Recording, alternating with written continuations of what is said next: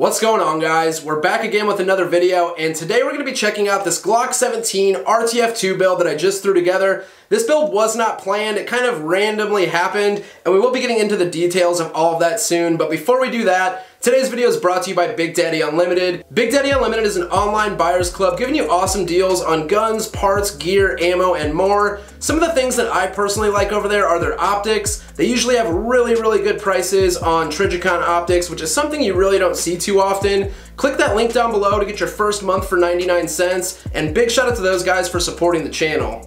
Now let's get into this Gen 3 Glock 17 RTF2 build. So how this all came about was I was looking for a few Glock 19 frames. I had a few slides laying around, some extra parts, figured why not build them up. So I ordered a few Glock 19 frames from a buddy. He had a bunch of extra frames laying around and he said, hey, I'm gonna send you a few extra frames if you don't mind. And of course I don't mind. So he went ahead and sent those frames over. I didn't know what they were gonna be. So once I opened the package in my local FFL, I noticed there was a Gen 3 RTF2 frame, and man, am I happy that this came. Now these RTF2 frames have a little bit different of texturing on them compared to a normal Glock. These are like the Vickers Tactical RTF2 editions, and in my opinion, they have the perfect amount of stippling. There are some other guns on the market that do have really great aggressive stippling from the factory, like the CZ-P10C, the Smith & Wesson M&P 2.0C has some really good stippling, but as far as Glocks go, most of the time you're gonna have to stipple it. I know I do have some Glocks that aren't stippled, and it's not the biggest deal, but if it's a gun that I plan on shooting a lot or carrying, more than likely I'm gonna stipple it. Now this RTF2 frame has awesome texturing. Besides that, it's pretty much a Glock 17 frame. Nothing too different besides the texturing. It feels a lot like my Glock 19X, and that was really the first thing I noticed. Once I got my Glock 19X, I fell in love with the bigger grip, like the Glock 17 sized grip, and especially running a compensator, this thing runs like a dream. So I just couldn't wait to get this guy built up, and now that I built it, I am super happy that I did. Now let's do a quick rundown on the parts I used for this build. So obviously we started off with our Gen 3 Glock 17 RTF2 frame, and besides that, we are running a kill shot precision slide, and the gun is clear. This is one of his earliest slides. I know when I post pictures of this on Instagram, he's really not the biggest fan of this slide.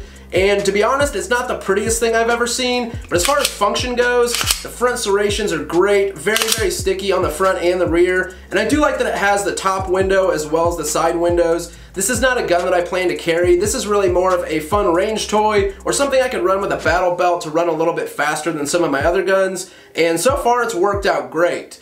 Now on this kill shot precision slide, we are running some Trijicon HD night sights, orange front. I do have some of the Trijicon HD XRs as well with the yellow front or like the bright lime green front. Personally, I like the yellowish greenish front just a little bit better, but this orange front on these Trijicon HDs is still top notch. Now as far as the barrel, we're running a Blacklist Industries barrel, and this is fluted and threaded obviously. I am running a Legion Precision compensator.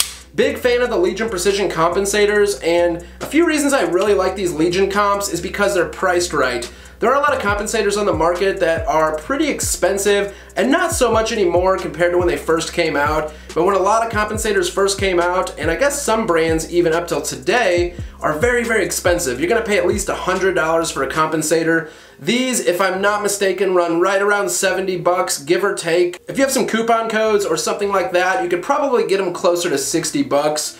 And they perform great. They're very nice compensators. Moving down, as far as the trigger goes, I am running an IDP tactical trigger shoe on a factory Glock Gen 3 trigger bar. When I first built this gun, I had a polymer 80 trigger in there, and for some reason, I was having issues with it. Now, I've never had issues with that trigger in any of my other guns. Not really sure what the issue was there, but I took this gun to the range right after I first built it with about 200 rounds, and I didn't really have too many issues till I got past 150 rounds, and then the trigger wasn't wanting to reset in between rounds. So when I got home, I just took that trigger out, threw this factory Gen 3 trigger bar in there with this IDP tactical trigger shoe, and I've had no issues since. Now, after having those trigger issues, I've ran about 250 rounds through this gun with zero issues, zero malfunctions, and I do plan on doing a little bit more testing with it. We will get this out to the range and do an actual range video, but I think this setup is going to stay how it is for right now. Now, as far as the controls, I'm running an extended slide stop lever. I've gotten really used to them on all of my Glocks, so that's just something I like to do. They can be had for, I don't know, I want to say like 10 to 15 bucks on eBay, maybe even cheaper some places. And in my opinion, they are a huge help when it comes to either locking your slide to the rear or releasing your slide. Now, as far as a magazine release, I'm not running anything fancy on there. This is actually the Glock OEM extended mag release, and I've noticed on some guns, especially polymer 80s, if you're gonna run an extended magazine release, I wouldn't really go with the OEM factory Glock. It tends to stick out just a little bit more on polymer 80s for some reason, but on factory Glock frames, it feels just right. I'm also running a Surefire X300 weapon light on here. Great light. You really can't say anything bad about these Surefire X300s. They are a little pricey. There are some great options on the market that are a hell of a lot cheaper, but the holster on my battle belt is set up for a Glock with a Surefire X300 or a Glock with a Surefire XH35, and that holster was from LAS Concealment, dual compatible with the X300 and XH35, so it is a really cool holster to run. That is pretty much it as far as this build goes. There's really not a whole lot going on besides that. One thing that I did forget to mention on this build, I'm running the Shadow Systems billet extractor, and it gives it that kind of goldish bronze color. I know whenever I post this on Instagram, people are always commenting, wanting to know what extractor this is. This is the Shadow Systems billet. Now, they are a little pricey. I don't exactly remember how much these are, but they do look badass and they do work great. As far as the longevity goes, I think it's gonna last a lot longer than a normal extractor, but most of us are never gonna have to worry about replacing the extractor on our Glocks. But I think that about covers it on the Glock 17 RTF2 build until we can get out to the range, do a range video with it. You guys really need to see this thing in action. It shoots so flat. Now, I do have a few more products that just came in that I wanted to show you guys, and these are all from Click Belts. Now, I have mentioned this Click Belt in another video. I think it was like an everyday carry video, and since then I have been wearing it. It's probably been like 2 or 3 months, and there are a few reasons why I really like this belt compared to some of my other belts that I have. Let me set those down, and one of the biggest reasons is this belt is made out of 1.5-inch double webbing, meaning that it is pretty sturdy. I do have some belts that are a hell of a lot stiffer, but this thing is nice because when you're wearing it, you really can't tell that you're wearing such a rough and rugged belt, but it still does the job just perfect as far as holding your gun up, magazines, whatever else you're gonna throw on your belt.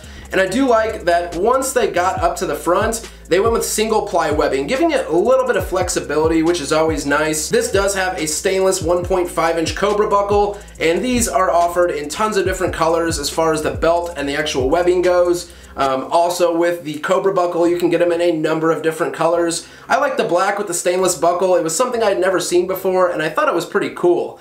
Now, Click Belts offers a ton of different products, and some of those other products that they sent me happen to be dog collars. Now, these were made specifically for our dogs. As you can see, they embroidered the dogs' names on them. This one is for my daughter's dog, Oakley, who is just about a year old. He is a Blue Merle Border Collie, really beautiful dog. And he's turning out to be pretty good. He's still in those puppy stages, but we definitely can't complain compared to some of the lab puppies we've had in the past. Now, this one here belongs to my dog Snickers. He is a 6-year-old chocolate lab. They went ahead and embroidered his name on there, and I wanted to go with like the flat dark earth color just because I have like a tan flat dark earth leash. Matches pretty well. And what's cool about these is these also have the Cobra buckles. Cobra buckles with big old D-rings to hook your leashes to or whatever you're gonna hook to them. These collars are super heavy duty. I don't think you're ever gonna have an issue with a Cobra buckle, and these can be had in different sized webbing. These are both 1-inch webbing. I think they go all the way up to 2-inch, but like I said, this is 1.5 right here, so this is quite a bit bigger than the 1-inch, definitely a lot more noticeable, and that seems to be a pretty hot trend as far as like custom dog collars go. People always want like the big fat ones with Velcro, and I do like those. I wouldn't mind having one for our dogs, but for now, these collars are everything and more that I could expect out of a dog collar. 1-inch webbing, Cobra buckles, big old heavy duty D-rings, and their names being embroidered in them is just a nice little touch. So big shout out to Click Belts. I also have a link and a discount code down in the video description if you guys are in the need of an awesome dog collar or maybe even a new belt. But I think that's gonna wrap up today's video. I just could not wait to get a video out on this Glock 17 RTF2 build. I've been getting asked a lot of questions on Instagram, and yes, we will be getting it out to the range very soon. Another thing, I have been super busy with work, and I do apologize for that. we're going through some serious changes. My wife's grandmother, who owns the company that I work for, passed away recently. So we're going through some change of ownership. Her mother now runs the company. I've had to step it up quite a bit, and I don't mind doing that. I really do enjoy my job, but I have been lacking as far as making videos, and I do apologize. We'll be doing our best to get back in the swing of things, and guys, if you have any further questions, leave them down in the comment section below. And as always, thank you guys for watching. I appreciate all the support. I'll catch you guys in the next one.